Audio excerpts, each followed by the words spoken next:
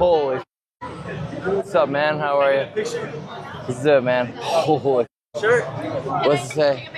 100%. Okay. Guess no. Can you take it? Can I take it? Sorry, I can't even. I'm absolutely gone. Sorry. I'm trying my best to lock in, but I'm a little destroyed right now. Holy dude, I'm trying my best, but I'm destroyed right now. What's up, guys? Where's somewhere I can sit down for a second? Oh my god. Holy. What? Oh, W. Dude, I'm gone. Oh my god. Holy. You want natty? You want natty? You want an addy? To understand how a 20-year-old ends up here, we need to go back to how he got famous in the first place.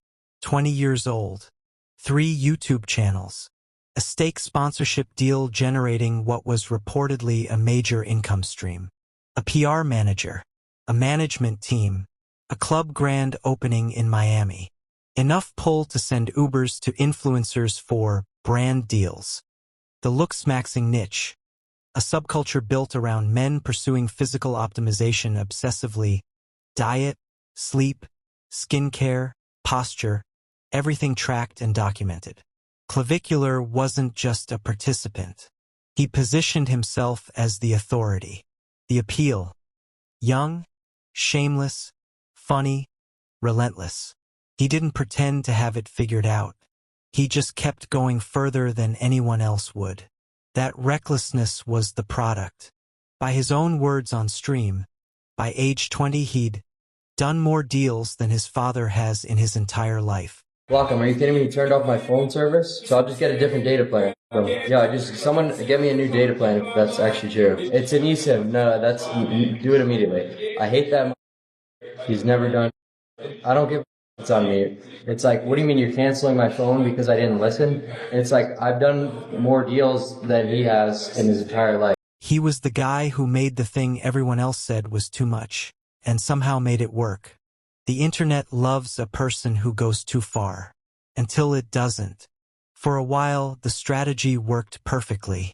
The further he pushed, the bigger he got. The only problem with that logic is where it eventually has to go. It's the glitched system, and this is exactly how Clavicular handed the internet everything it needed. This line is identical in every video. Lock it. Never vary it. The predictability is the brand equity. The looks-maxing content pipeline. Multiple YouTube channels operating simultaneously, building a top-of-funnel audience that fed into courses and merchandise. The IRL streaming format. Not produced content, not edited YouTube videos, raw, live, unfiltered footage of him in public, at clubs, interacting with strangers. The chaos was the content. The stake partnership. A sponsorship deal with a gambling platform. Significant enough that when it was dropped, he publicly announced the leaderboard was canceled. Major income source, gone overnight. The Dr. Clav persona. Performing medical-adjacent procedures on stream as content. Dude, I can already see a clip. Clav injects. Chat, we're looks maxing her. It's all good. Dr. Clav? Yeah. Building a reputation for going places no one else would. The format that made him unedited IRL streams also meant there was no filter between him and his audience. No edit bay. No PR review. Just live footage all the time. The substances that he said helped him perform publicly in front of strangers were openly discussed on stream. Not hidden. Part of the content. Dude. Got to be on the grind. This is what he said, hours after being discharged from hospital following a live overdose, when he explained why he was skipping the doctor's orders to rest and opening his nightclub instead. Oh my god, holy. You want natty? You want natty? You want an addy? Rescue 16 trying to respond. 20-year-old male overdose. Rescue 16 trying to respond. 20-year-old male overdose. Man, I ain't gonna be doing any more substances for a little while. Hopefully for forever. but that means I can't really IRL stream anymore. So that's the thing. As you guys know, I'm quite brutal without that. So I think I have to figure something else out. Either practice mogging sober or just find a new form of content. In the hospital, like, what are you going to do? Like after you leave? And I was like, dude, I got the club grand opening. And they were like, oh, I don't think you should go. I think you should take it easy, rest. I was like, dude, you got to be on the grind. So that's still happening. He was 20 years old, building faster than most people twice his age. And he wasn't slowing down for anyone. Not his audience, not his team, and not, it would turn out, his own body. The Miami Mall IRL stream. Clavicular is walking around Brickell, visibly slurring, repeatedly telling his stream, I'm a little destroyed right now. Sorry. I'm trying my best to lock in, but I'm a little destroyed right now. Holy dude, I'm trying my best, but I'm destroyed right now. Still functional enough to be self-aware about it. Not functional enough to hold a conversation. The chat is watching him degrade in real time and he's narrating it. Chaotic, but always recoverable. The recklessness was the brand. This is the first time the stream itself becomes the evidence. Not a clip from later. Not something someone else filmed. His own live footage. His own words. The comments shifted. People weren't laughing with him. They were watching something go wrong. The "this guy goes too far" energy started curdling into something else. But if the mall stream was the crack, what happened inside the bar that same night was the building coming down. Clavicular and his circle had been taking what his audience pieced together as a pentastack. Multiple substances combined. One of them, a compound that at lower doses mimics alcohol without calories, popular in the looksmaxing community. The gap between functional and dangerous is narrow. It narrows further when combined. He'd been drinking it from the bottle. He'd been combining it with other unidentified substances. Inside the bar, he sat down, started swaying, went unresponsive. EMS was dispatched.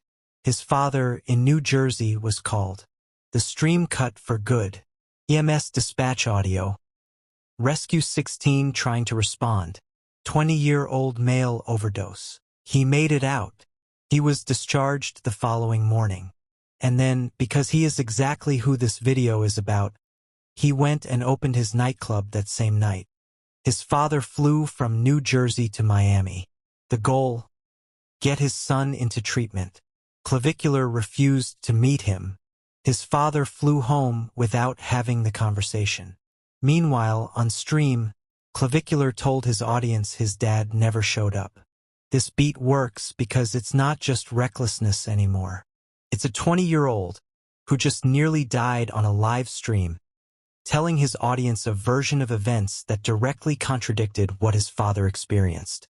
The internet noticed.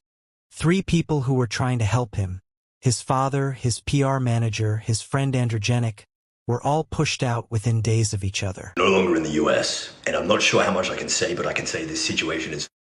That's not bad luck. That's a pattern.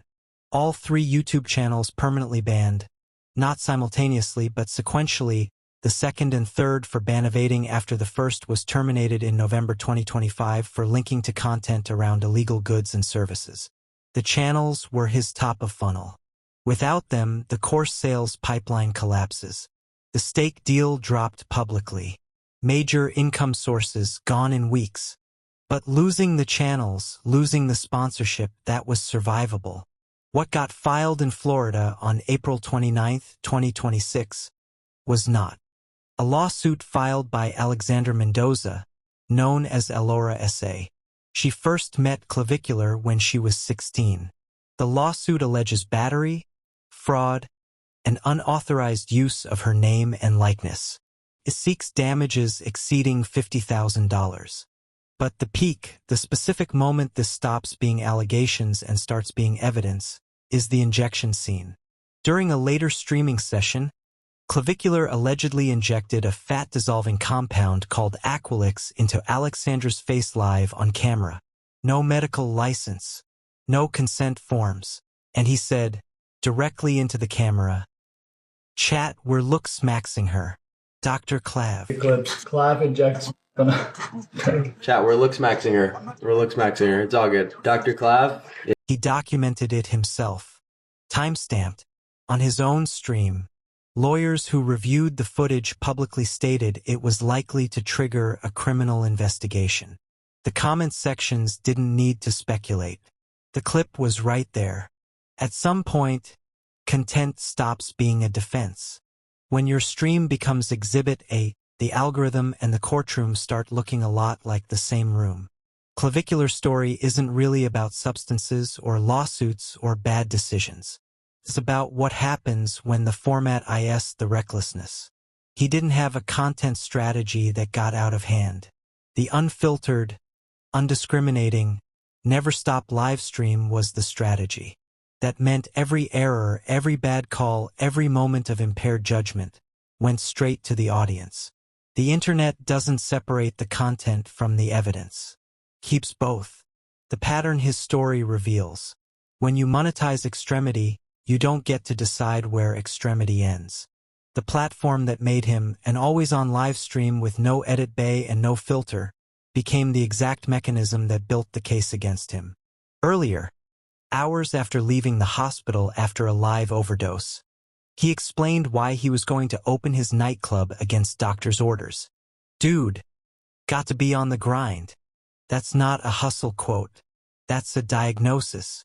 Clavicular didn't ruin his life. He live-streamed it being ruined, posted the footage himself, and kept going. As always, it's the glitch system, and I'll see you in the next one. Peace.